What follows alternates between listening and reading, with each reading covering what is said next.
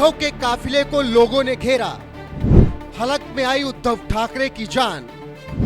शिंदे ने सूझबूझ से उद्धव को बचाया, सुरक्षित मातोश्री पहुंचाया, बच गए ठाकरे। यही एकनाथ शिंदे ने एस्कॉर्ट करके उनको मातोश्री लेके गए।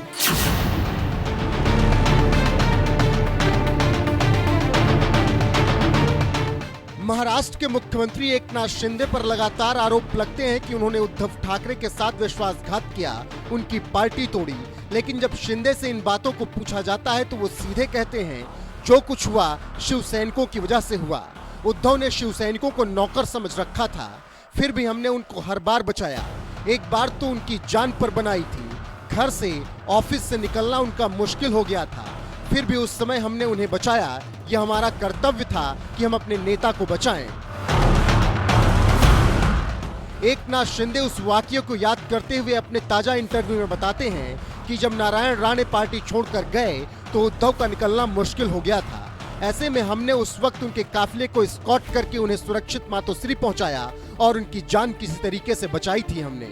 जब वो सीएम बने तो अधिकारियों ने खुद बताया कि उनके खिलाफ क्या साजिश रची गई है। हर बार मैंने उद्धव को बचाया, वो विक्टिम नहीं है, विक्टिम मैं हूं। किसके साथ आप छल कपट कर रहे हैं? जिसने आपको दिन रात साथ दिया। जब नारायण राणे जब पार्टी छोड़कर गए तब इनके ऊपर तो गाड़ी बाहर निकालना मुश्किल था। यही एकनाथ शिंदे ने एस्कॉर्ट करके उनको मातोश्री लेके गए। तब मेरा फर्ज था वो हमारे नेता को सुरक्षित रखना। लेकिन नेता का भी तो कर्तव्य होता है, कार्यकर्ता की भावना को समझना, उसकी भी सुरक्षा को ध्यान रखना। ये नेता कैसे नेता बनता है? एक कार्यकर्ता बनने के लिए काफ़ी वक्त लगता है। कार्यकर्ता गंवाने के लिए 2-4 मिनट में कार्यकर्ता चले जाता है। वहीं इसके साथ ही साथ शिंदे ने उद्धव ठाकरे पर हमला बोलते हुए ये भी कहा कि वो किसे डराते हैं, किसे धमकाते हैं। उद्धव ठाकरे मुझे कभी नहीं डरा सकते। जब गुवाहाटी में था तो ये लोग कह रहे थे कि मुंबई लौटने पर निकल नहीं पाओगे अपने घर से, लेकिन आज सब देख रहे हैं और वो लोग हमें धमकी दे रहे हैं जो एक वक्त खुद अपने घर और ऑफिस से नहीं निकल पा रहे थे।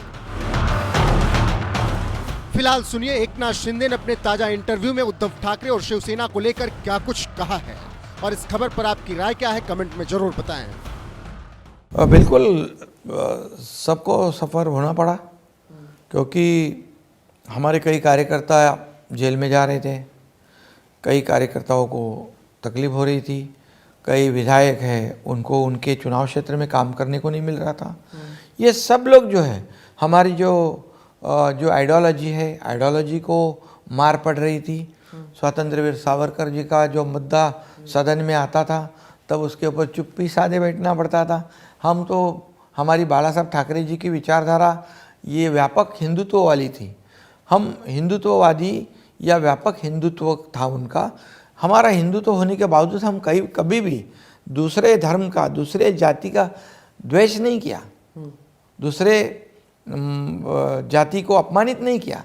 लेकिन हमारी जो विचारधारा है, ये विचारधारा को वहाँ पर तोड़ मरोड़ डालने की कोशिश और काम हो रहा था। इसलिए हमारे विधायक भी चिंतित थे, क्या है फ्यूचर, कैसे जाएंगे लोगों के सामने, काम भी नहीं हो रहा है, विचारधारा भी टूट रही, और कैसे करेंगे। शरद पवार जी से तो आजकल आप भी बहुत मिलते हैं। शरद पवार जी ने खुद उनके किताब में लिखा है उद्धव जी के बारे में, मुख्यमंत्री और उनके पद के बारे में, कि मुख्यमंत्री जो भी हो उसको पूरे राज्य की मालूमात होनी चाहिए। घर में बैठकर राज्य नहीं चलाया जाता है। ये तो उन्हीं के शब्द है। इसका मतलब साफ है कि उन्होंने भी इनको परखा था। तो आपसे क्यों मिलने आते हैं शरद पवार जी? वो जो मुद्दे होते हैं, किसानों के मुद्दे होते हैं, कुछ शुगर फैक्ट्री के मुद्दे हैं, कुछ इरिगेशन के मुद्दे थे, इसलिए आए थे। तब मैंने मराठा आरक्षण के बारे में भी उनको कहा। हमने मराठा आरक्षण के लिए सर्वपार्टी की ऑल पार्टी मीटिंग बुलाई थी, आपको आना चाहिए था। तो बोले नहीं, तब क्या पता नहीं था हमको। मैंने कहा कि हमारी भूमिका तो साफ है, मराठा समाज को आरक्षण देने की आवश्यकता है, ओबीसी समाज को उनका आरक्षण नहीं कम करने का उनके आरक्षण को कोई भी ठेस नहीं पहुंचाते हुए, उनका कोई नुकसान, अन्य समाज का नुकसान नहीं करते हुए मराठा समाज को आरक्षण देना चाहिए। और आज जो राज्य में जैसे हो रहे जाति जाति में संघर्ष दिखाई पड़ रहा है, मराठा, ओबीसी, ये गांव में नहीं जाना, वो कार्यक्रम में नहीं जाना, ये तो हमारी संस्कृति नहीं है, ये महाराष्ट्र की परंपरा नहीं है। ये आपने उनको बताया? हमने कहा चुनाव तो आते ही जाते हैं, पार्टियां आती है बदलती है, लेकिन कोई परमानेंट तो कोई सिक्का मार कर नहीं आता है। लेकिन राज्य में माहौल जो खराब हुआ है उसको सुधारने की आवश्यकता है। हमारे राज्य में सभी जाति पाति के लोग साथ में रहकर, साथ में त्यौहार मनाना, साथ में रहना, आगे बढ़ना, शांति और अमन कायम रखने का वाले महाराष्ट्र है। तो मैंने कहा कि आप इसमें इनिशिएटिव लेना चाहिए, आप सीनियर है, आप अनुभवी नेता हो। तब उन्होंने कहा ठीक है हम करते हैं। मीटिंग, ऑल पार्टी मीटिंग लेने के बाद आने वाले थे, सब थे, आखिरी मौके पर आए नहीं, टाल दिया सब लोगों ने, पार्टी एजेंडा की वजह से। कांग्रेस और ये सब लोगों ने।